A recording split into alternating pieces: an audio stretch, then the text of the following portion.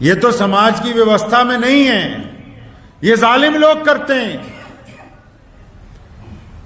تو کہنے لگا کہ میں نے یہ ارادہ کیا کہ چلو اس کو ایسا کرتا ہوں کہ اس کے بچے کو چھوڑ دیتا ہوں، پھر کبھی دوبارہ جائیں گے جنگل میں، جو کچھ مل جائے گا دیکھی جائے گی۔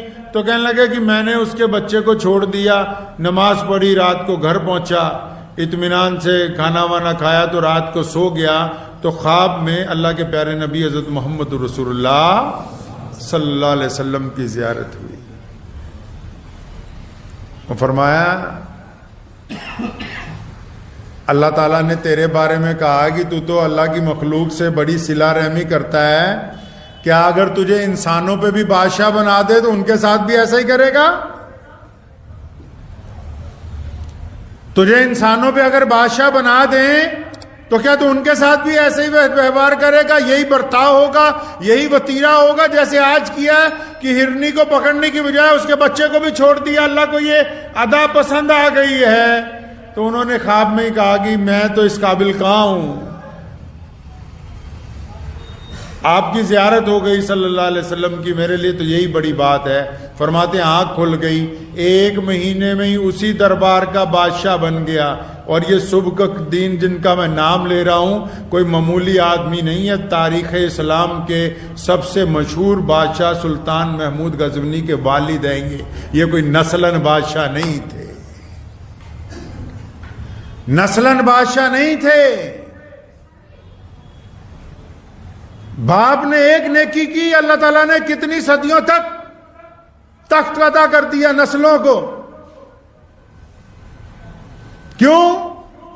کیونکہ اللہ تبارک و تعالیٰ کی مخلوق کے ساتھ نرمی کی ہے، اللہ تعالیٰ کی مخلوق کے ساتھ صلہ رحمی کی ہے۔ محمد رسول اللہ صلی اللہ علیہ وسلم نے بارہا صرف انسانوں کے ساتھ نہیں، رسول اللہ صلی اللہ علیہ وسلم نے جانوروں کے ساتھ، یہاں تک صحابہ کو فرمایا کہ جب کسی بستی میں جاؤ کھیتیوں کو نقصان نہ پہنچانا، یعنی پیڑ پودوں کو آگ مت لگانا۔ لوگوں کا رواج تھا کہ جب کوئی ملک فتح کرتے تھے مکان، کھیتیاں، درخت سب جلا دیتے تھے تاکہ دوسروں پر خوف ڈالا جا سکے۔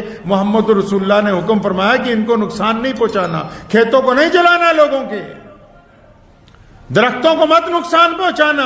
اس حد تک احترام کا حکم دیا۔ پانی اللہ کی مخلوق ہے، فرمایا کہ اگر دریا کے کنارے بیٹھ کے بھی وضو کرنے لگو تو بس اتنا پانی استعمال کرنا جتنی ضرورت ہے، باقی پانی کو گندا نہیں کیا جانا چاہیے۔ یہ بھی تو اللہ تبارک و تعالیٰ کی مخلوق ہے۔ ہمارے ہاں تو جو زندہ مخلوق ہے جن کو ہم انسان کہتے ہیں، جو ہمارے ساتھ چلتے پھرتے ہیں، ہم ان کی رعایت نہیں کرتے، ان کے ساتھ زیادتی کرنے کی کوشش کرتے ہیں۔ کوئی مالک سوچتا ہے اپنے مزدور کے جتنے پیسے مار سکتا ہوں مار لو، نوکر سوچتا ہے کہ مالک کی جتنی ٹھگی ماری جا سکتی ہے مارو، میاں بیوی سوچتے ہیں ماں باپ کو جتنا گمراہ کر سکتے ہیں کرو، پڑوسی سوچتا ہے پڑوسی کا جتنا نقصان کر سکتا ہوں کرو۔ تو یہ جو لوگ خدا کی مخلوق کا نقصان بنانے کا پروگرام بنا کے بیٹھے ہیں، یہ جن لوگوں نے ارادہ کیا ہے کہ اللہ کی مخلوق کو تنگ کرنا ہے، جو یہ سمجھتے ہیں کہ خدا تبارک و تعالیٰ کی پکڑ نہیں آئے گی، لیکن جب پھر وہ پکڑتا ہے تو کچھ چھڑواتا کوئی نہیں، وہ پکڑ لیتا ہے تو چھڑواتا کوئی نہیں ہے۔ جو لوگ مخلوق کے ساتھ ظلم کرتے ہیں، زیادتی کرتے ہیں، غنڈہ گردی کرتے ہیں، پھر ان کا وقت آ جاتا ہے، پھر ایسے لوگ ان پہ مسلط ہو جاتے ہیں جو اس کا ایک ایک چیز کا حساب لیتے ہیں، تو پھر پچھتاتے ہیں کہ کاش ہم نے ظلم اور زیادتی نہ کی ہو۔ ایک واقعہ میں نے اکثر پہلے بھی آپ کو 1-2 مرتبہ سنایا کہ ملا رومی نے حکایتیں میں لکھی، حکایتیں کہتے ہیں جو کہانیاں بنائی جاتی ہیں۔ اس نے لکھا کہ ایک درخت کے اوپر ایک چڑا اور چڑیا دونوں بیٹھے باتیں کر رہے تھے، تو چڑیا نے دور سے ایک بندے کو دیکھا، بڑا خوبصورت بندہ، چہرے کے ساتھ لگتا تھا دیندار ہے، بڑھیا آدمی ہے۔ تو چڑیا نے چڑے کو کہا کہ مجھے تو ایسا لگتا ہے کہ وہ بندہ آ رہا ہمیں نقصان نہ پہنچا دے۔ تو چڑا کہنے لگا نہیں نہیں، دیکھو یہ اپنی شکل کے ساتھ کوئی ظالم نہیں لگ رہا، یہ دیکھنے میں کوئی شکاری نہیں لگ رہا، اس سے کیا خطرہ ہو سکتا ہے؟ اس کے ہاتھ میں تیر کمان نہیں ہے. دور سے ذرا دھیان سے دیکھو کہ اس کے کپڑے بھی ویسے نہیں ہیں شکاریوں جیسے. کوئی بات نہیں, ہم لوگ آپس میں یہاں سے اڑنے کی ضرورت نہیں ہے, یہ گزر جائے گا. ابھی بات ہی کر رہے تھے کہ ایک تیر آیا, وہ چڑے کے لگا اور اپنے ساتھ ہی چڑے کو لے گیا. چڑیا نے جا کے بادشاہ وقت کی عدالت میں مقدمہ کر دیا کہ فلاں آدمی نے میرے چڑے کو مارا ہے. جب عدالت لگی, گواہ بلائے گئے, ثابت ہو گیا کہ واقعی اس بندے نے چڑے کو مارا, تو بادشاہ نے چڑیا سے پوچھا تھا کہ اس بندے کو کیا سزا دینی ہے, کیا اس کو بھی مار دیں تیر مار کے. اس چڑیا نے جو بات کہی وہ بڑی قیمتی.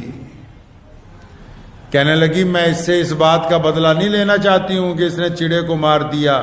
بادشاہ صاحب, ہم دونوں میاں بیوی جب بیٹھ کے اسے دیکھ رہے تھے تو دور سے یہ ہمیں کوئی دنیا دار بندہ لگا, دور سے کوئی اچھا بندہ لگا, دور سے دیکھنے میں اللہ والا لگا, دور سے دیکھنے میں تو اس کے کپڑے جو تھے ہمیں ایسے لگے جیسے پیروں فقیروں کے ہوتے ہیں. یہ دور سے دیکھنے میں تو بہت بڑا ولی لگ رہا تھا, لیکن اچانک اس نے اپنی چادر اتاری, چھپا ہوا تیر کمان نکالا اور تیر مار دیا.